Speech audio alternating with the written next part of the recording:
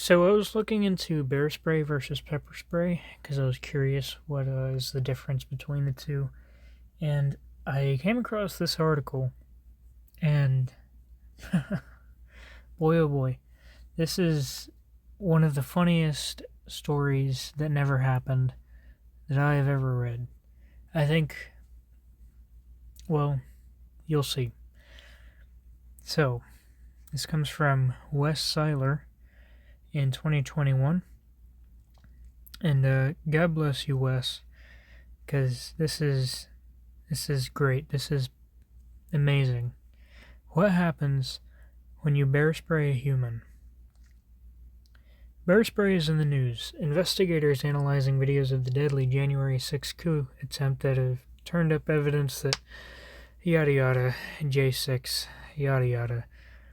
I'm telling you this because I have first-hand experience of what it's like to use bear spray on a human.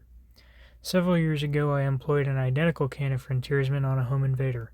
Let me tell you about that incident, and maybe it can shed some light on what happened, on what Sicknick and others experienced that day. I heard the guy trying to open a window on the front of our house because I was sleeping on the couch in the living room. It had been a really terrible evening.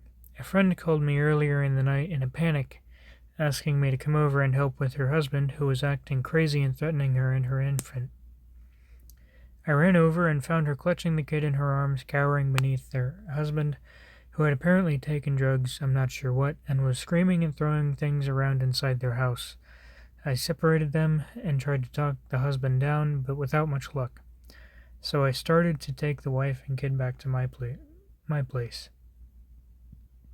So, pretty scary situation. Let's see how this goes. I'm publishing this piece on my personal newsletter. I've pitched it to several publications with no takers. Gee, I wonder why. But you may be coming into it fresh without familiarity with my work. So, for some background, I'm what most people would consider a big dude. And that is perfect. Anybody who says, I'm what most people consider a big dude, that's...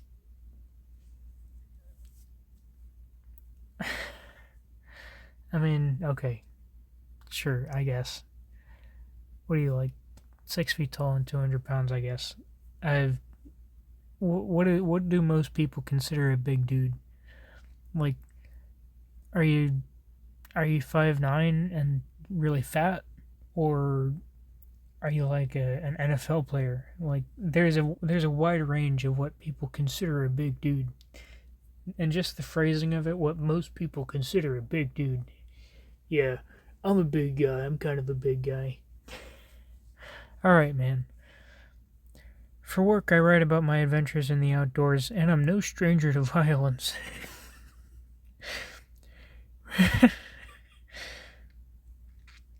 When all this went down, I was living in Hollywood at a time when the neighborhood was starting to fall into an epidemic of crime, just on the block outside my house. In the couple of years leading up to this incident, I'd stopped a rape, disarmed a homeless guy who attacked me with not one but two pieces of rebar, tackled a guy who was high on PCP, who had pulled a lamppost out of the ground,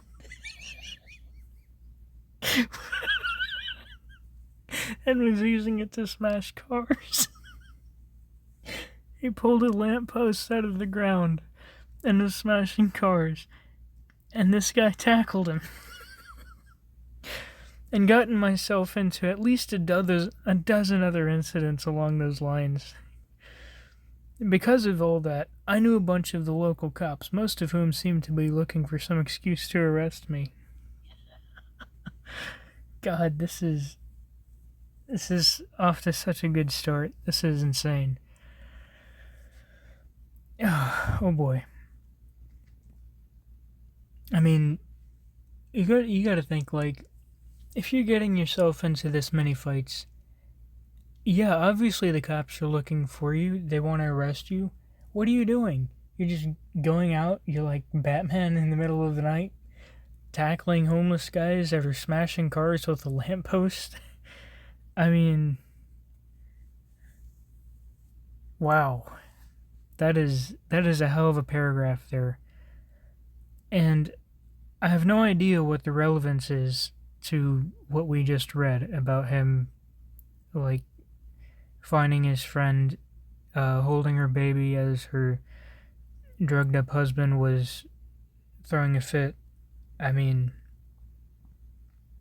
is this to say, like, oh yeah, this lady, I'm a badass, so this lady, she trusts me. I was the first person she would call it, not the cops, obviously. Anyways, as I was packing the wife and baby out of the house, the husband leaped off their front porch in an attempt to tackle me. The move also put his wife and kid at risk. That was a bad idea. He'll bear scars from that night for the rest of his life and likely never walk without a limp ever again. My dad once taught me this lesson, albeit in a slightly friendlier manner. Never hit a woman. The couple were, before all this, good enough friends that they had keys to our house. I got the wife and kid home and set up in our guest room, but to make them feel completely safe, I told them I'd sleep on the couch, which was between them and the front door. The ramifications for their marriage seemed obvious, and it was doubly upsetting that this had all happened due to some poor decision-making on the part of someone I considered a trusted friend. I eventually fell asleep, but was in a foul mood.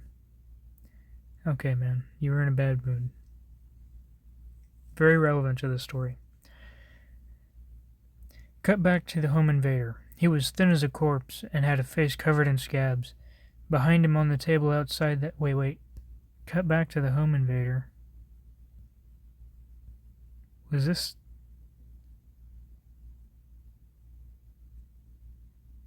Did he say anything about a home invader?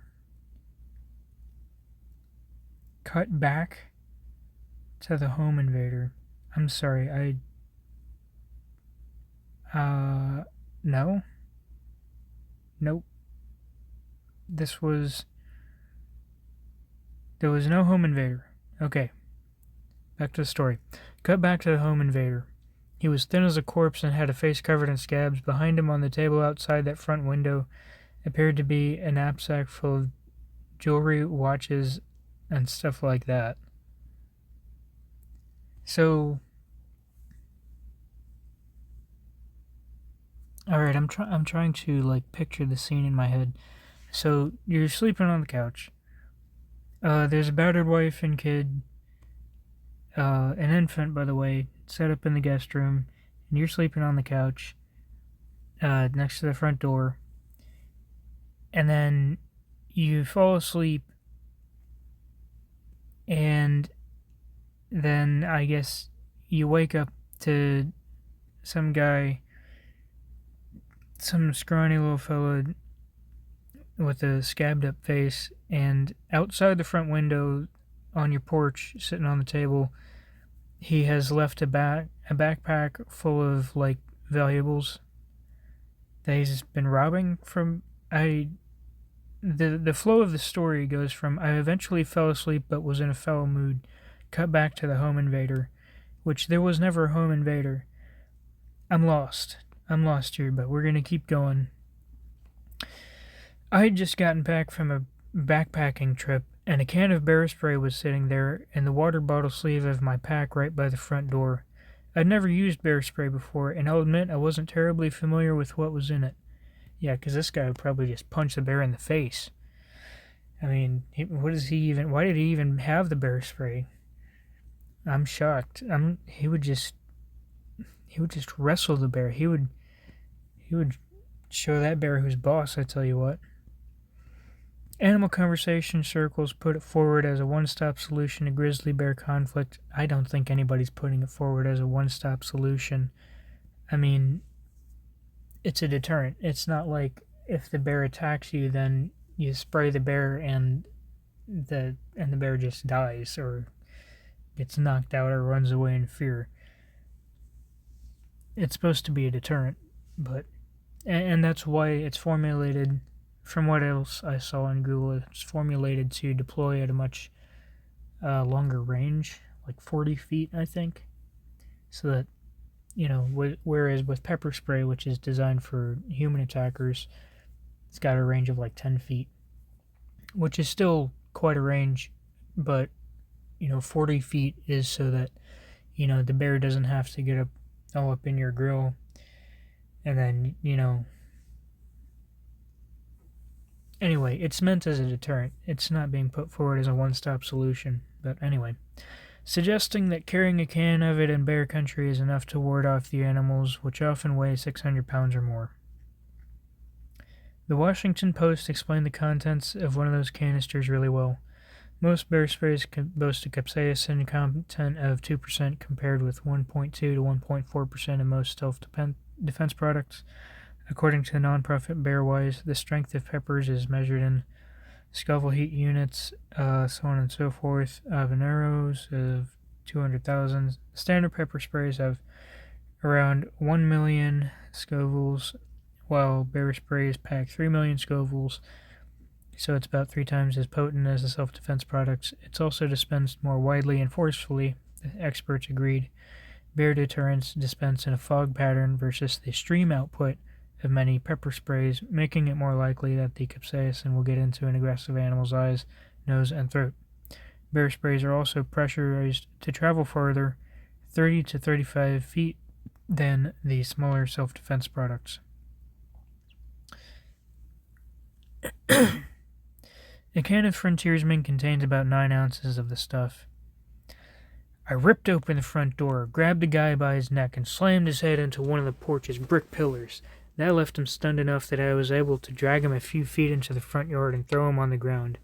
If you slammed somebody's head into a brick pillar, that's not going to leave him. That's probably going to knock him out, if not kill him. That is head trauma.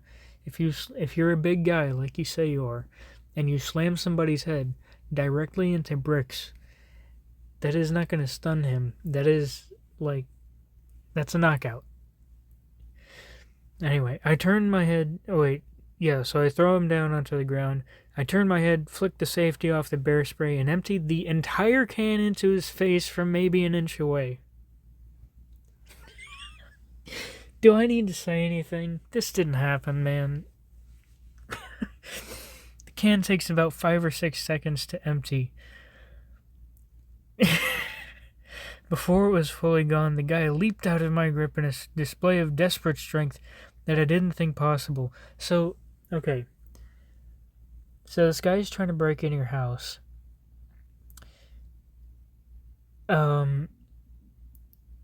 Cut back to the home invader. There was not a home invader, but we're going to cut back to him. So he's trying to break into your house. You see, he's got a backpack full of watches and jewelry and valuables and golden doubloons and a comically large burlap sack with a big old money sign on it.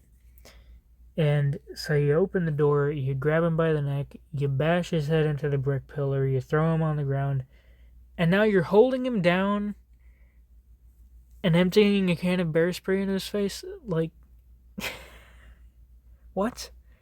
That is not self-defense, brother. That is not home defense. This is outrageous. And not to mention, this is supposedly in California that this all happened. In California? Are you kidding me? You are going to jail for life if you do this to a home invader.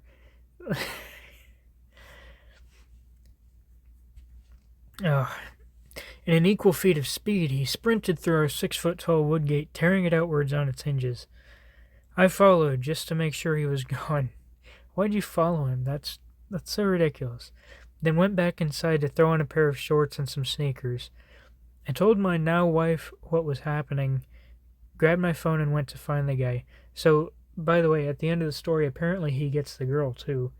So, the lady that he saved from her abusive husband, who is sleeping in his guest room, she's his wife now. That's very believable. I buy it. I'm convinced. I went to find the guy. For what reason? I wanted him to, at a minimum, spend a night in jail, and I hoped I'd be able to press charges for trying to break into our house. 10 minutes later, about a block away from our house, I found him laying under a dumpster, screaming and tearing at his face. I reached under and tried to grab him, but he slipped out the other side before I could get a good grip on him. That was the end of his strength. He desperately tried to get away from me, but couldn't manage much more than a sad stagger. His face looked like a bright red beach ball, his eyes just tiny black weeping slits. He made it about half a block further before collapsing in a bush outside the Chick-fil-A. I called 911 and they told me to wait inside my house and lock the door. I obviously didn't do that. It took about 30 seconds for the helicopter that LAPD keeps hovering 24/7 above Hollywood to find me in its spot. Is that true? That can't be true. The LAPD just has a helicopter just hanging out 24/7. There's no way. There's no way. Absolutely.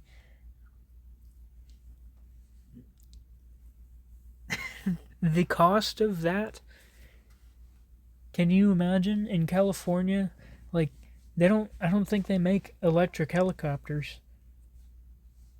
They're just constantly burning helicopter fuel 24/7 just to have a helicopter hanging out over Hollywood. No chance.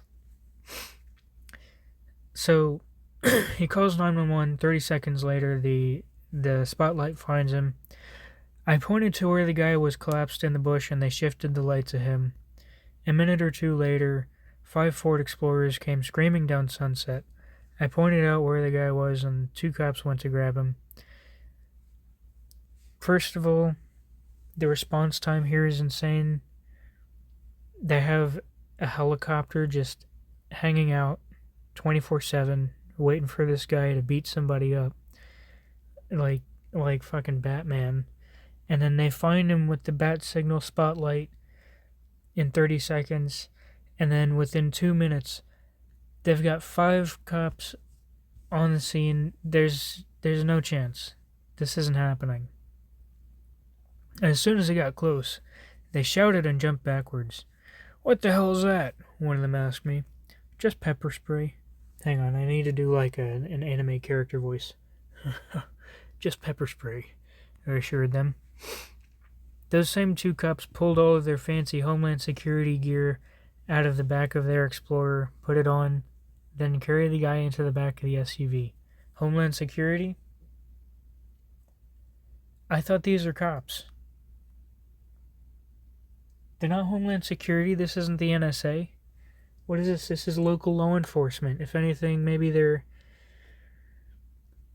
sheriff's deputies, but they're not Homeland Security. What are you talking about, man? Then carry the guy into the back of the SUV. So I'm guessing that he's imagining these cops have like gas masks, hazmat suits. I mean, anyway. They were visibly pissed that they had to get all of that remaining bear spray inside their car, and one of their colleagues began to question me, suggesting that I'd assaulted the would-be home invader without cause. I didn't manage that well, but luckily my now wife showed up and proceeded to give the cops what for. It changed their tone. So the battered wife now shows up and she just lets it all out. She tells him how ridiculous this is, even though she didn't witness the event. I don't think she was in the guest room. She was asleep. This guy came in and told her he was taking off to go hunt the guy down, so she didn't witness anything. If anything, she would have seen this guy bash the invader's head into a brick wall and then hold him down and spray bear spray into his face. Like, I get, yes, you have to protect your home, especially if you've got a woman and children inside. You have to protect your home. But there is a limit where when you find yourself holding a guy down on the ground and emptying bear spray into his face, I think you're taking it a bit far. I don't know. Drag him outside, throw him over the gate, tie his hands up and wait for the cops to arrive. But anyway, so she shows up and she tells him off, and that changes their tone. That this lady is now here, and she's not happy. I told them I wanted to press charges and asked two of the cops to come back to our house so I could walk them through what happened and so they could grab those jewels and the guy's bicycle. No matter what happened, I didn't want to give him any reason to come back. They got there and looked at my broken gate as I started turning lights on. It turns out that bag of jewels was really just a handkerchief full of plastic costume jewelry. What? Who knows what was going on there? Yeah.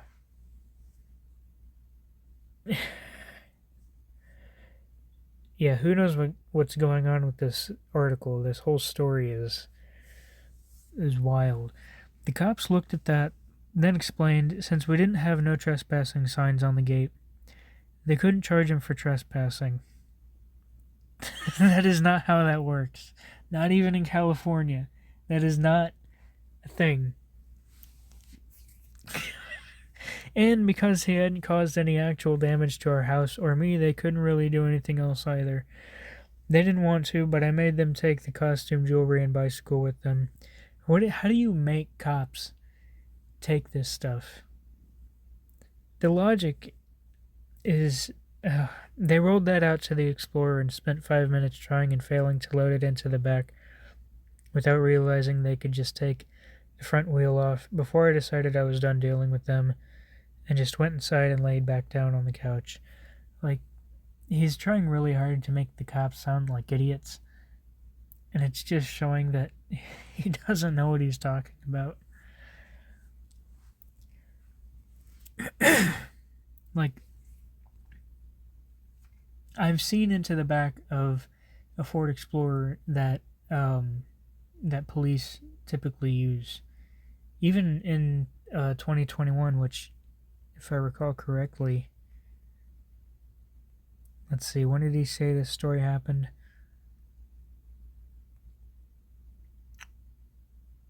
Several years ago. Okay, so it would have been long before the one that I saw, but the one that I saw when I was working at a car wash, and I saw several of these. But, well, first of all, the trunk does not seem to open. I guess the cops they are able to open it. It's probably locked from the inside. We were never able to get them open to clean out the little door jambs in there. But we did see into the back of them as we were inside, wiping down windows and stuff. And there is space back there. Enough space for a bicycle. Like, it's not hard to load a bicycle into the back of a freaking SUV. So I don't know what he's talking about, trying to make the cops sound like, dumbasses who can't load a bicycle into an SUV. But whatever. I decided I was done dealing with them, and I just went inside and laid back down on the couch. What a badass. He was done with them. He's had enough of it. The next day, I went over to the police station to talk to a supervisor friend about what had happened. When I showed up, he put his finger over his lips, his arm around my shoulders, and walked me out of the station around the corner. Cameras, he explained, before asking what the hell was wrong with me.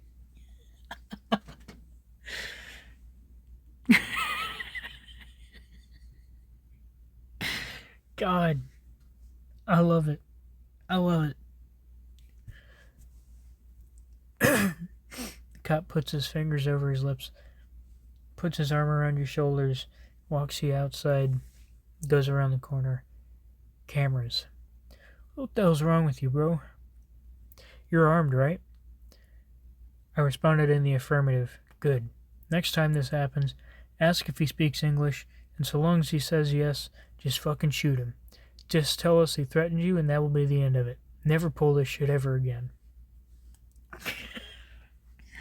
I have nothing to say. Like, I don't think anything needs to be said. That is just that little scene there with his cop buddy. Chef's kiss. Like, it doesn't get more anime than that. And there you go, that's my bear spray story. I never saw the guy again and never heard what happened to him. No charges were filed. My house smelled like bear spray for a week. Even though you sprayed it in the guy's face outside the house, but okay. And pretty much everyone I knew was mad at me for a while or hasn't spoken to me since. Why is that? Why would everybody you know be mad at you? I mean, did you go around telling this story? Like, you had to brag about it to all your friends? Oh, yeah, I beat up this guy and I sprayed bear spray in his face last night. My wife and I live in Montana now, and when people ask me why we moved, I tell them, so I can bear spray bears instead of meth heads. They usually just look at me strange, laugh awkwardly, then change the topic. Wow. I mean, that is an incredible story. Wes Seiler, you are such a badass. Like, I think I just ejaculated reading this story. God. Can you, like, come over and sleep with my wife, please? This guy is amazing. What a Chad. So yeah, you can see I tried to post a comment here, but I didn't want to make a profile.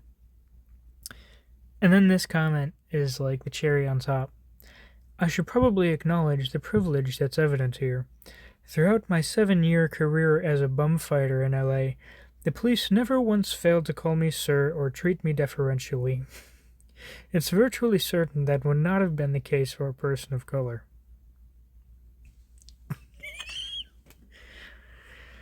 What? What? Wes, you're the GOAT. Can't wait to read the memoir. Yeah, wow. So I think I'm just gonna leave it there. I hope you enjoyed this story as much as I did. Wow. God bless.